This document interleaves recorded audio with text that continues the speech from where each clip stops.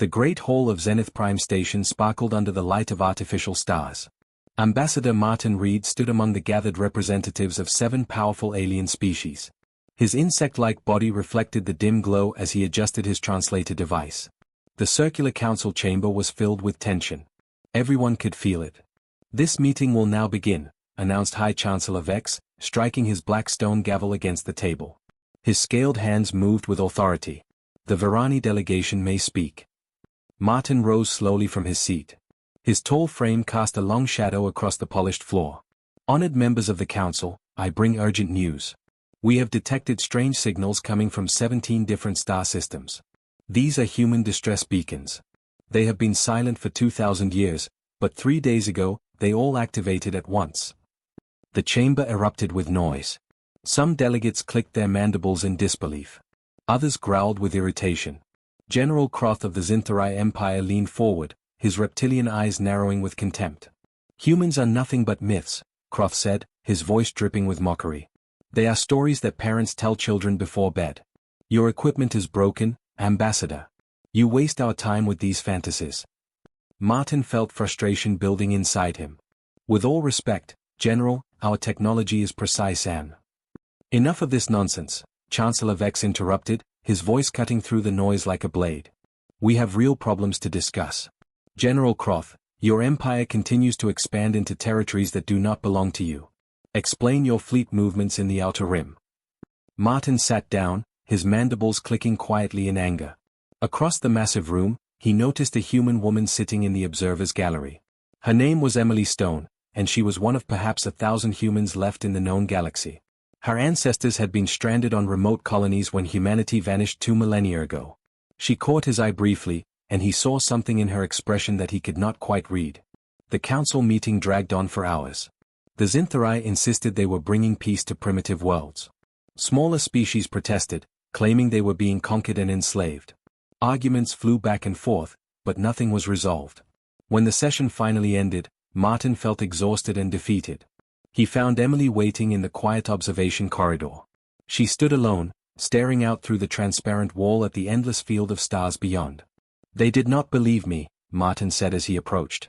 Emily turned to face him. She was a small woman by human standards, with dark hair and eyes that seemed older than her years. "Would you believe it? My people disappeared 2,000 years ago. Most of our records were destroyed in something we call the collapse. Sometimes even I wonder if the stories my grandmother told me were real or just wishful dreams." "The signals are real," Martin insisted. "I know they are," Emily said quietly. She activated a small holographic device she carried. Data streams appeared in the air between them, showing coordinates and signal patterns. "I have been tracking them too. 17 beacons in 17 systems, all sending the same message in the old Earth language. It says, 'Children of Earth, we hear you. Hold fast.'" Martin felt a chill run through his body. "You can read the ancient human language?" "My family kept it alive. In secret. Just in case this day ever came." Emily studied the data floating before them. These beacons did not activate by accident. Someone turned them on deliberately. All at the exact same moment. But who? And why now? Before Emily could answer, emergency sirens began screaming throughout the station. Red warning lights flashed along every corridor. An automated voice echoed from speakers, "Military alert. Attack detected in the Thalio system. All defense personnel report to command center immediately." Martin and Emily ran together through the corridors. They reached the command center just as the main viewing screen flickered to life. The images showed Thalios 5, a peaceful farming world where millions of gentle Corvani people lived simple lives. The sky above their planet was filled with Zinthari warships. Explosions bloomed like deadly flowers across the surface. Cities burned. Admiral James Kane, a weathered human mercenary who commanded the station's defenses, stared at the screen with cold fury. 50 warships. They are not even pretending this is a peacekeeping mission anymore. General Crother's face appeared on the screen, broadcasting to the terrified population below. "Your resistance is finished. Surrender now and serve the Empire, or die in fire." Then something strange appeared on the tactical display. Lieutenant Anna Brooks, monitoring the sensors, suddenly called out in confusion. "Admiral, I have 3 unknown contacts appearing on long-range sensors. They just materialized out of nowhere." These ship designs are not in any of our databases. Where did they come from? Kane demanded. I do not know, sir. One moment there was nothing, and the next moment they were there. Their energy signatures are impossible. No ships that small should generate that much power. William Cross, the tactical officer, enlarged the sensor data. His face went pale. These readings must be wrong. Nothing can produce this kind of energy. Suddenly, a new transmission cut across all frequencies. The voice that spoke was calm, measured, and unmistakably human. It carried an authority that made everyone in the command center freeze. Zinthari Fleet, this is Captain James Miller of the Terran Reclamation Fleet. You have 60 seconds to stop your attack and leave Thalios 5 immediately. This is your only warning. The command center became absolutely silent. Every eye turned to Emily Stone. Tears were already streaming down her face. General Crother's laughter boomed through the speakers. Terran? The children's story returns? I will destroy you along with these pathetic. His words died as 3 ships dropped out of stealth mode. They were sleek and black as the void between stars. On their hulls was painted a symbol no one had seen in 2,000 years, the blue and white emblem of Earth. What happened next lasted only 90 seconds, but everyone who witnessed it would remember it for the rest of their lives. The human ships moved like living things, dancing between the Zinthari vessels with impossible grace and speed. The 3 human warships moved through space like shadows given form. Captain James Miller stood on the bridge of his vessel, the Steadfast, watching the tactical display with calm eyes. Behind him, his crew worked in perfect silence. 2,000 years of isolation had changed humanity in ways the galaxy could not yet comprehend. Weapons locked on all 50 Zinthari vessels, reported Lieutenant Sarah Bennett from her station. Her fingers danced across holographic controls that responded to both touch and thought. Waiting for your order, Captain. Miller watched the countdown timer. 40 seconds had passed since his warning. The Zinthari fleet continued firing on the defenseless cities below. General Crother's mocking laughter still echoed across the open channel. The general believed he faced ghosts and legends. He would learn differently. 20 seconds remaining, Miller said quietly. Prepare precision strikes. Disable only. No casualties. Sir, they are targeting us now, called out Ensign Thomas Clark from Tactical. 60 plasma torpedoes inbound. Miller did not even blink. Countermeasures. The Steadfast defensive systems activated. What happened next defied everything the Zinthari knew about warfare. The human ship did not dodge or run. It simply absorbed every torpedo into shimmering energy shields that converted the attacks into harmless light. The technology was beyond anything the galaxy had seen in recorded history. Time is up, Miller said. Execute. The 3 human ships split apart and accelerated to impossible speeds. They moved between the Zinthari vessels like needles through cloth. Precision energy beams lanced out, each one calculated by artificial intelligence 1,000 times smarter than anything the galaxy possessed. The beams struck specific points on each enemy ship. Power cores shut down. Weapons systems overloaded. Engine compartments went dark. General Croth screamed orders from his flagship bridge. Fire everything. Kill them. But his weapons could not track the human vessels. The targeting computers could not lock on.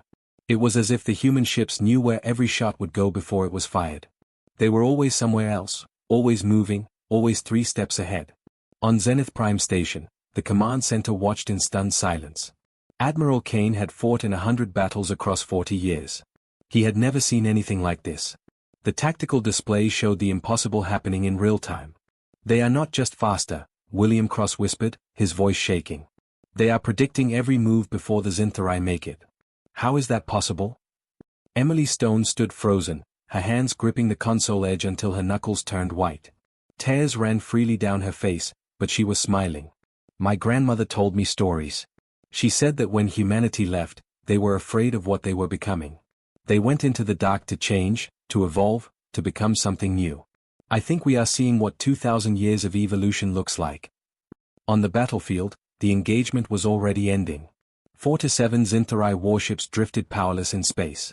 The flagship and 2 escort cruisers remained operational. General Crother's face on the viewscreen showed something the proud Zinthari had never displayed before. Fear. Captain Miller's voice came through clearly. General Croth, your fleet is defeated. Your crews are alive but helpless. I am giving you one chance to surrender peacefully. Crother's fear transformed into rage. his reptilian features twisted with hatred. Never. The Zinthari Empire bows to no one.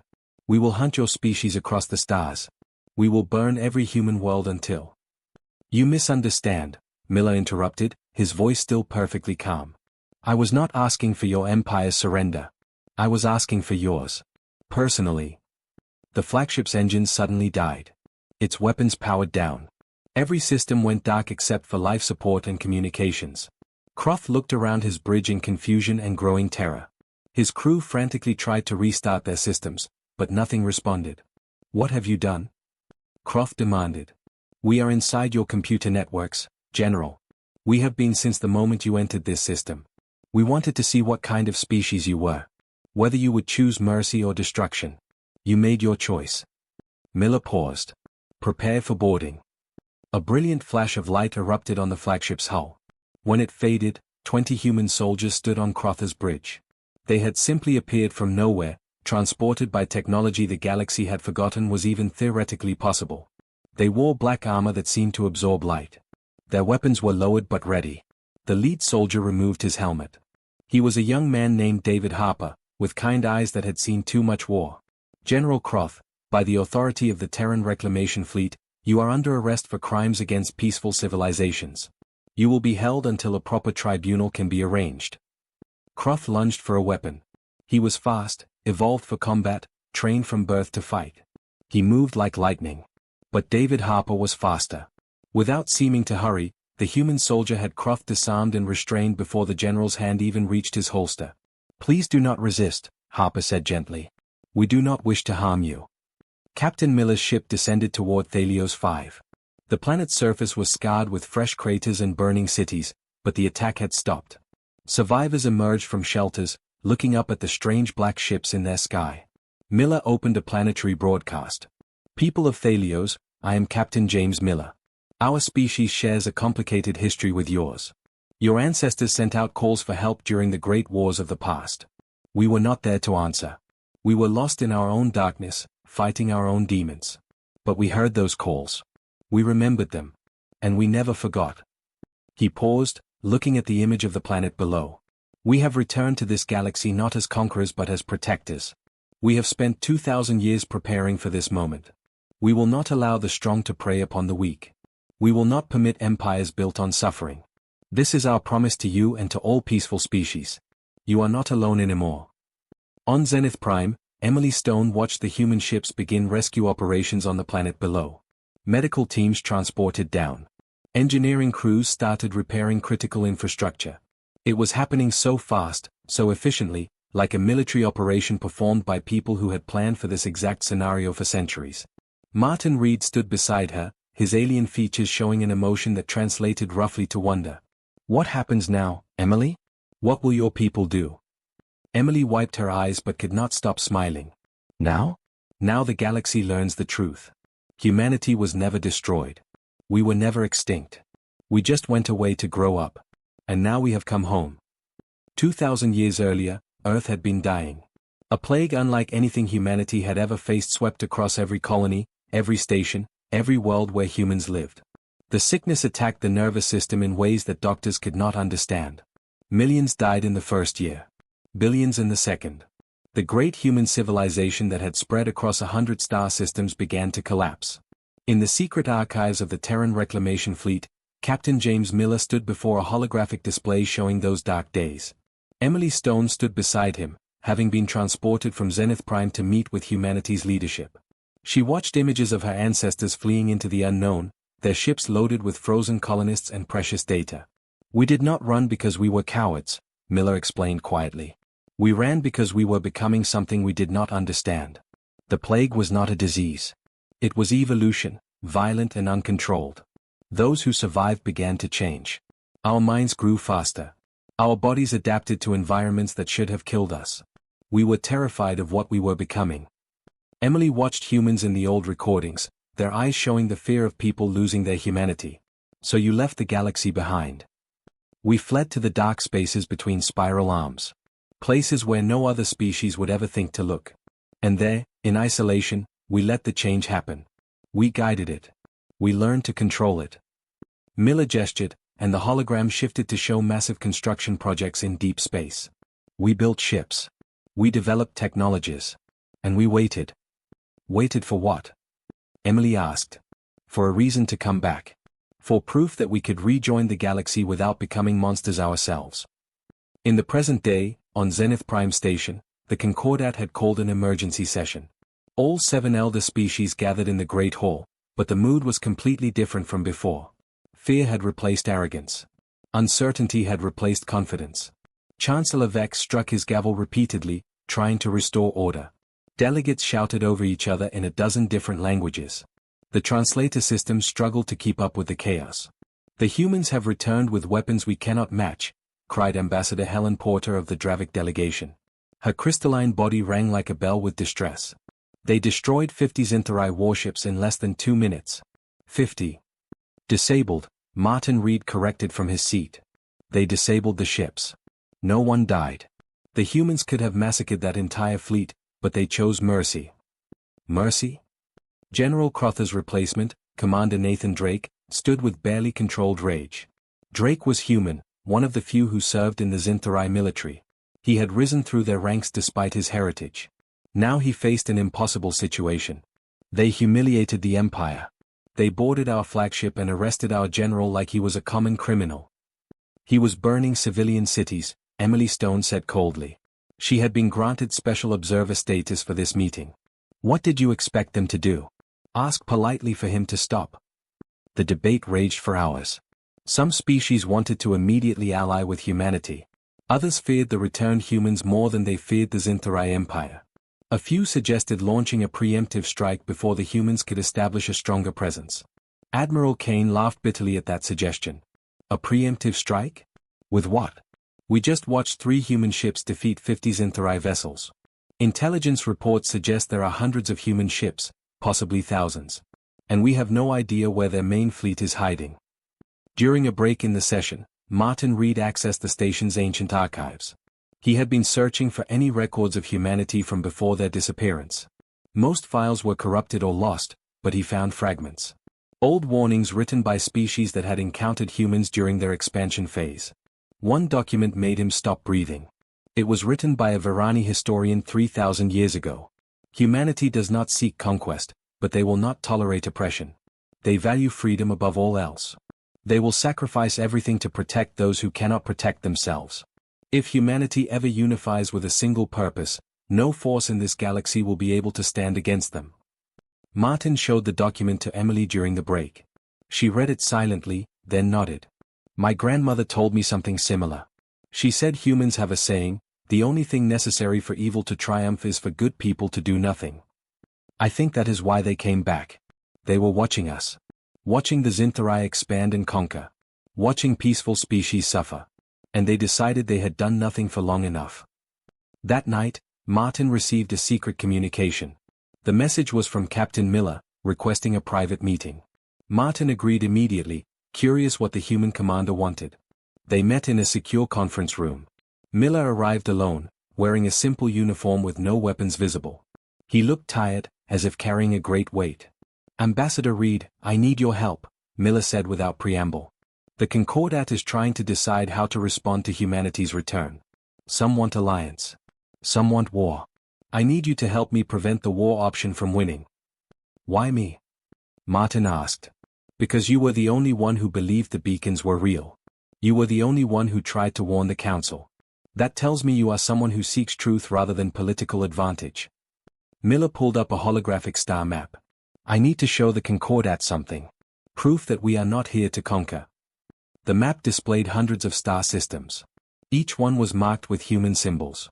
Martin felt his blood run cold as he realized what he was seeing. These are all the systems where we have ships positioned, Miller explained. Every single one surrounds Zinthari territory. We have been preparing this operation for 50 years.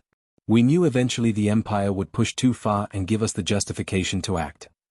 This looks like an invasion force, Martin said slowly. It is a containment force. There is a difference. Miller zoomed in on specific systems. The Zinthari Empire has conquered 4 to 7 species in the last 2 centuries. They enslave populations. They strip worlds of resources. They are a cancer spreading through this galaxy. We are the cure. And what happens after you contain them? What do you do with all this military power? Miller met his eyes directly. That is exactly what I need the Concordat to understand. We have the power to conquer this entire galaxy. Our technology is centuries ahead of everyone else. We could enslave every species, rule every world, and no one could stop us. He paused. But we will not. Because 2,000 years ago, we learned what happens when power is used without wisdom. We learned that lesson in Blood and Fire. We will not make that mistake again. Before Martin could respond, every alarm in the station began shrieking. The emergency channel activated, broadcasting a terrifying message. The Zintherai Empire had launched its reserve fleet. 500 warships were moving toward human-controlled space. They were not seeking peace. They were seeking revenge. Miller's communicator activated instantly. A woman's voice came through, calm despite the crisis. "Captain, this is Admiral Rebecca Foster." The Zintherai Armada moved through space like a swarm of metal locusts. 500 warships, the largest fleet the Empire had ever assembled, traveled in tight formation toward the Thalios system. On the flagship Dominator, Emperor Thrace himself commanded the operation. His scaled hands gripped the arms of his throne as he watched the tactical display. "How long until we reach the human defensive line?" Thrace demanded, his voice echoing across the bridge. 2 hours, my Emperor," replied Navigation Officer Marcus Stone, one of the few humans who still served the Empire. Marcus had spent his life trying to prove his loyalty to the Zintherai, but now he felt sick watching what was about to happen. "But sire, our scouts report unusual readings ahead. Energy signatures we have never encountered before." "I do not care about readings," Thrace snarled. "The humans embarrassed us. They took our general prisoner. They made us look weak before the entire galaxy. Today we show them the true power of the Zintherai Empire. Today we crush them utterly." The fleet pushed forward. Within an hour, they reached the edge of human territory. Space itself seemed empty. No ships appeared on their sensors. No defensive stations blocked their path. The Zintherai commanders began to feel confident. Then the warning started. A calm voice spoke across all frequencies in perfect Zintherai language. "Emperor Thrace, this is Admiral Rebecca Foster of the Terran Defense Network. You are entering protected space. Turn back now. This is your final warning." Thrace laughed, the sound harsh and cruel. "Final warning? I see nothing but empty space. Where are your legendary ships, human? Hiding in the darkness like cowards? Come out and face us." "As you wish," Foster replied softly. Space erupted with light. Thousands of objects materialized from stealth, surrounding the Zintherai fleet in a perfect sphere. They were not ships. They were automated defense platforms, each one bristling with weapons powered by technology the Zintherai could not comprehend. The platforms had been waiting there for decades, invisible and patient. All weapons, fire at will. Thrace screamed. The Zintherai fleet opened fire with everything they had. Plasma torpedoes, energy beams, kinetic missiles, all of it poured toward the human platforms. The barrage was enough to destroy an entire star system. But when the weapons struck the human defenses, they simply disappeared. The platforms absorbed every attack, converting the energy into their own power reserves. "Impossible," Marcus whispered, watching his tactical display. "Nothing can absorb that much firepower." The human platforms began to respond. They did not fire massive weapons. Instead, thin beams of blue light reached out and touched each Zintherai ship. The beams were surgical, precise, calculated. They struck engine cores, weapon systems, shield generators. Within seconds, ship after ship went dark and dead in space. "Evasive maneuvers," Thrace ordered. "Scatter the fleet." But there was nowhere to run. The platforms predicted every move. They worked together like a single massive intelligence, coordinating their attacks with perfect efficiency. It was not a battle. It was an execution performed with mercy. The humans disabled each ship carefully, ensuring no casualties, no deaths, just humiliation. Commander Robert Hayes watched from his human destroyer Shadow, positioned outside the defensive grid. He felt no joy at the one-sided battle. They had every chance to turn back, he said to his crew. Every opportunity to choose peace. Why do they always choose violence? On Zenith Prime Station, the entire Concordat watched live feeds of the engagement. The Great Hall was silent except for the sound of delegates breathing. They watched 500 warships reduced to floating scrap in less than 15 minutes. Ambassador Helen Porter's crystalline body dimmed with fear. This is not military power. This is godlike power. What chance do any of us have if humanity decides we are their enemy? Martin Reed stood beside Emily Stone, watching the tactical display. You see now why they waited 2,000 years before returning? They needed time to ensure they would never abuse this power. They needed to become wise enough to handle it. Emily nodded slowly. My grandmother used to say that humanity's greatest strength was not our technology or our weapons. It was our ability to remember our mistakes and learn from them. In the Zinthari flagship, Emperor Thrace stared at his darkened screens in disbelief. Emergency power kept life support running, but nothing else worked. His mighty fleet, the pride of his empire, floated helpless around him. A transport beam activated on his bridge. Captain James Miller materialized with 10 soldiers. The humans wore black armor and carried weapons, but their stance was not aggressive. Miller approached the Emperor's throne calmly. Emperor Thrace, I am placing you under arrest for crimes against peaceful civilizations and for unprovoked military aggression, Miller said formally. Thrace lunged from his throne with a roar. He was large, powerful, trained since birth to fight. His claws could tear through steel. But Miller simply stepped aside, and the Emperor crashed into the floor. 2 soldiers helped Thrace to his feet and restrained him with energy bonds. You cannot do this, Thrace hissed. I am an emperor. My people will never surrender. We will fight you to the last Zinthari if necessary. Miller looked at him with something like pity. That is exactly what we are afraid of. We do not want to destroy your people, Emperor. We want to save them from leaders like you.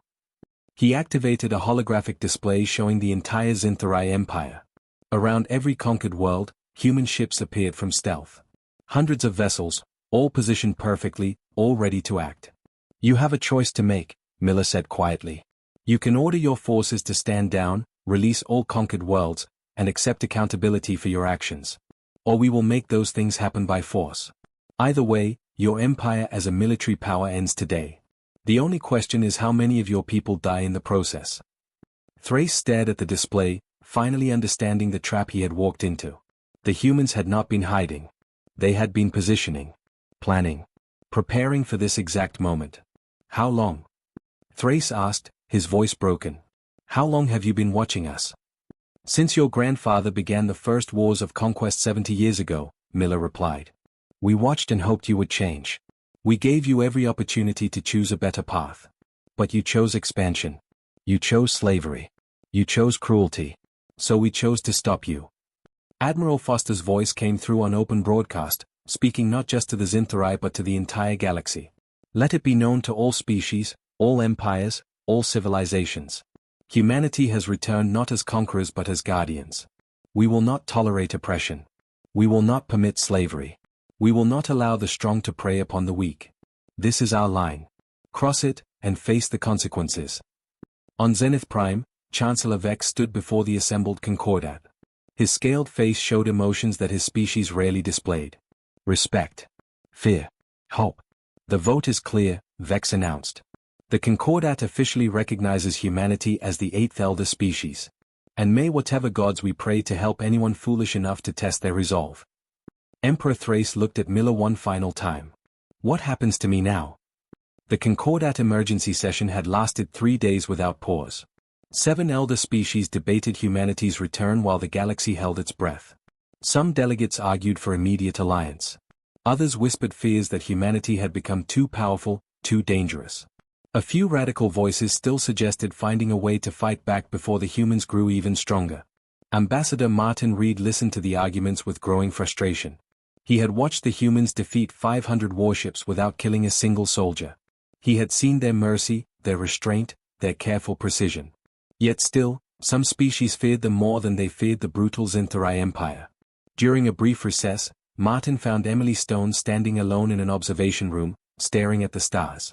She looked exhausted, dark circles under her eyes from days without proper sleep.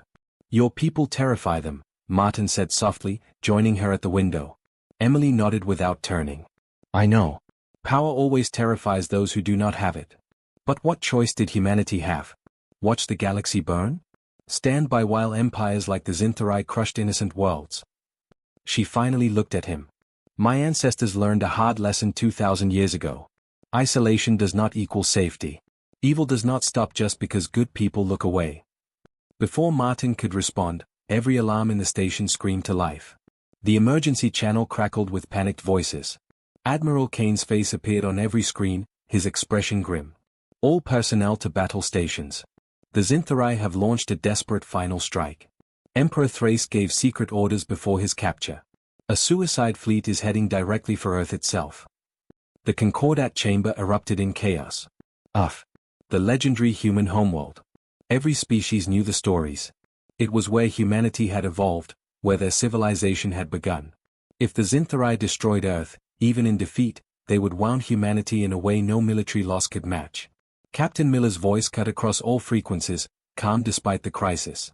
All civilian stations, this is Captain James Miller. Do not panic. Earth's defenses are active. We anticipated this possibility. Martin and Emily rushed to the command center.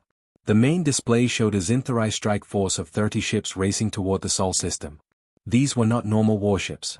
They were suicide vessels, loaded with planet-killer weapons. Each one carried enough explosive power to crack a world in half. They are moving at maximum speed, Lieutenant Anna Brooks reported, her voice shaking. They will reach Earth in 90 minutes. Where are the human defenders? Chancellor Vex demanded, having followed them to the command center. Why are there no ships intercepting them? Emily smiled, and there was something fierce in her expression. Because Earth does not need ships to defend it. Watch and learn what humanity built while we slept. The Zinthari suicide fleet crossed into the Sol system. They passed Jupiter, its massive storms swirling with ancient fury. They passed Mars, the red planet where humans had first learned to live beyond Earth. And then they saw their target. Earth hung in space like a blue and green jewel, clouds swirling across continents and oceans. It looked peaceful, defenseless, exactly as it appeared in ancient records. The Zinthari commander, a young officer named Victor Chen who had been radicalized by propaganda, armed his planet-killer weapons. For the Empire, Victor whispered. For glory. Then the sky around Earth ignited. Thousands of defensive platforms materialized from stealth. They had been hidden in orbital paths, disguised as space debris, scattered across the moon's surface.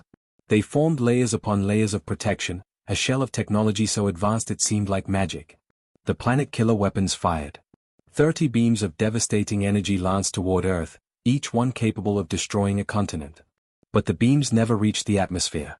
The defensive grid simply absorbed them, converting the deadly energy into harmless light that danced across the platforms like aurora. Impossible, Victor breathed, watching his instruments.